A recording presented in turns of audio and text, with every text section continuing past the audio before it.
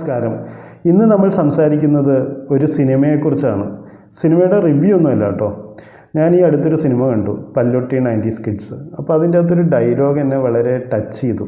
അപ്പോൾ അത് നിങ്ങളുമായിട്ടൊന്ന് ഷെയർ ചെയ്യണമെന്ന് തോന്നി. കാരണം ഇതിനെക്കുറിച്ച് മറ്റെവിടെ ആരും സംസാരിച്ച് കണ്ടില്ല. അപ്പോൾ അതൊന്ന് പറയണമെന്ന് തോന്നിയിട്ട് വന്നതാണ്. ആ സിനിമയിലൊരു ഡയലോഗുണ്ട്. ഇതാണ് ആ ഡയലോഗ്. പൊട്ടിച്ചതാ എന്നിട്ടാ സ്കൂളിലോടിയപ്പോ തോറ്റു. പേടിച്ചട്ടാ. അന്നേരം അമ്മയുടെ അച്ഛൻ പറഞ്ഞില്ലേ, കണ്ണൻ ചേട്ടൻ പേടിയാ തന്നെ. മറ്റുള്ളവരെയും ആളുകളെയൊക്കെ പേടിയാ. സ്കൂളിൽ പാട്ട് പാടാത്ത നിന്റെ പാത്തു ചേച്ചിയെ പോലെ, ഉണ്ണിയപ്പം വിൽക്കാത്ത എൻ്റെ അമ്മയെ പോലെ കണ്ണൻ ചേട്ടൻ പേടിയാ തന്നെ. പക്ഷെ മഞ്ജുളാട്ടം പറഞ്ഞ പോലെ പിന്നിൽ നിന്ന് ശക്തി കൊടുത്ത വീണ്ടും ശക്തിമാനാവും. ശക്തി കൊടുക്കാല്ലേ കണ്ണൻ ചേട്ടനല്ലേ. കണ്ണേട്ടന് പേടിയാണ്. ഉണ്ണിയപ്പം ഉണ്ടാക്കി വിൽക്കാൻ അറിയാത്ത അമ്മയെപ്പോലെ, സ്റ്റേജിൽ കയറി പാട്ട് പാടാൻ അറിയാത്ത ഫാത്തിമയെപ്പോലെ കണ്ണേട്ടന് പേടിയാണ്. ആ ഒരു ഡയലോഗിനെ കുറിച്ചാണ് ഞാൻ പറയാൻ വന്നത്. ശരിക്കും ഈ സിനിമയിൽ കണ്ണനും ഉണ്ണിയും സുഹൃത്തുക്കളാണ്. അപ്പോൾ ഉണ്ണി എന്ന കുട്ടി അതിൻ്റെ കൂട്ടുകാരിക്ക് അയക്കുന്നൊരു കത്തിലെ വരികളാണ് ഞാനീ പറഞ്ഞത്. തൻ്റെ കൂട്ടുകാരന് ഒരുപാട് ഇഷ്ടമുള്ള ഉണ്ണി ആ കൂട്ടുകാരൻ്റെ കുറവെന്താ എന്ന് കണ്ടെത്തുകയാണ്. അതായത് ഒരുപാട് കഴിവുകളുള്ള ഒരു കുട്ടിയാണ് കണ്ണൻ. പക്ഷേ അവനത് മറ്റുള്ളവരുടെ മുമ്പിൽ വന്ന് പ്രകടിപ്പിക്കാനുള്ള ധൈര്യമില്ല. അവൻ അതുകൊണ്ട് തന്നെ പല സ്ഥലങ്ങളിലും പരാജയപ്പെട്ടു പോവുക.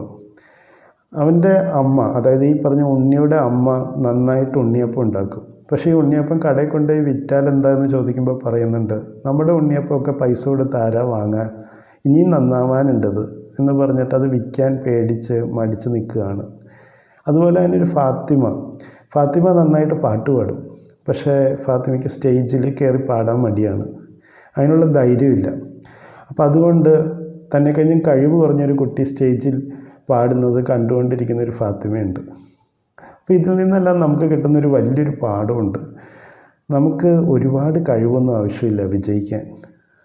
നമ്മുടെ ഉള്ള കഴിവ് ധൈര്യമായിട്ട് പ്രകടിപ്പിക്കാൻ പറ്റിയാൽ നമുക്ക് വിജയിക്കാൻ പറ്റും എന്നുള്ളതാണ്. കണ്ണേട്ടൻ തോറ്റുപോയതുപോലെ, ഉണ്ണിയുടെ അമ്മ തോറ്റുപോയതുപോലെ, ഫാത്തിമ തോറ്റുപോയതുപോലെ നമ്മൾ തോറ്റുപോകാതിരിക്കണമെങ്കിൽ നമ്മൾ നമ്മുടെ കഴിവുകൾ മുന്നോട്ട് വന്ന് പ്രകടിപ്പിക്കാൻ ശ്രമിക്കണം. അത് ചിലപ്പോൾ ഏറ്റവും നല്ലതാവണമെന്നില്ല. അതായത് ഒരു എഴുത്തുകാരനാണെങ്കിൽ അത് MTനെ പോലെ തന്നെ എഴുതണമെന്നില്ല. ഒരു പാട്ടുകാരനാണെങ്കിൽ അത് യേശുദാസിനെ പോലെ വലുതായിട്ട് പാട്ട് പാടണമെന്നുമില്ല. നമ്മുടെ കഴിവുകൾ അതിനൊരു പരിധി ഉണ്ടാവും. പക്ഷെ അതിനെക്കുറിച്ച് നമ്മൾ ചിന്തിക്കേണ്ട ആവശ്യമില്ല. നമ്മളത് എങ്ങനെ പ്രകടിപ്പിക്കുന്നു എന്നുള്ളതിലാണ് നമ്മുടെ വിജയം ഇരിക്കുന്നത്.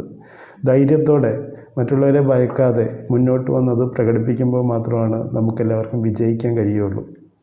അതുപോലെ തന്നെ മറ്റൊരു കാര്യമാണ് പെർഫെക്ഷൻ. അതായത് ഉണ്ണിയപ്പം ഉണ്ടാക്കിയാണത് പെർഫെക്റ്റ് ആവുള്ളൂ. അല്ലാതെ നമ്മൾ പെർഫെക്റ്റ് ആയിട്ട് വിൽക്കാമെന്ന് പറഞ്ഞ് നോക്കിയിരുന്നു കഴിഞ്ഞാൽ ഒരുപാട് കാലം നോക്കിയിരിക്കേണ്ടി വരും. അപ്പോൾ പെർഫെക്ഷൻ വരുന്നത് നമ്മുടെ എക്സ്പീരിയൻസിൽ നിന്നാണ്. ആ എക്സ്പീരിയൻസ് വെച്ചിട്ട് നമുക്ക് കൂടുതൽ മെച്ചപ്പെട്ട് വരാൻ കഴിയും. അപ്പോൾ ഈ കാര്യങ്ങൾ പറയാനാണ് ഞാൻ നിങ്ങളുടെ അടുത്ത് വന്നത്. അതായത് നമ്മൾ നമ്മുടെ ഭയത്തെ മാറ്റിവെച്ച് നമ്മൾ മുന്നോട്ട് വന്നു കഴിഞ്ഞാൽ നമുക്ക് വിജയിക്കാൻ പറ്റും. അതുപോലെ തന്നെ നമ്മളെല്ലാം പെർഫെക്റ്റായി ചെയ്യണം എന്നും പറഞ്ഞ് കാത്തിരിക്കേണ്ട ആവശ്യമില്ല. അതിനെക്കുറിച്ച് എന്ത് വേണമെങ്കിലും പറഞ്ഞോട്ടെ, നല്ലത് മാത്രം നമ്മൾ എടുത്താൽ പോരെ. മോശം പറയുന്ന കാര്യങ്ങൾ നമുക്ക് വിട്ടുകളയാലോ. അങ്ങനെ നമുക്ക് എല്ലാവർക്കും വിജയിക്കാൻ പറ്റും എന്ന് ഞാൻ പ്രതീക്ഷിക്കുന്നു. മറ്റൊരു അധ്യായത്തിൽ വേറൊരു കാര്യമായിട്ട് നമുക്ക് വീണ്ടും കാണാം.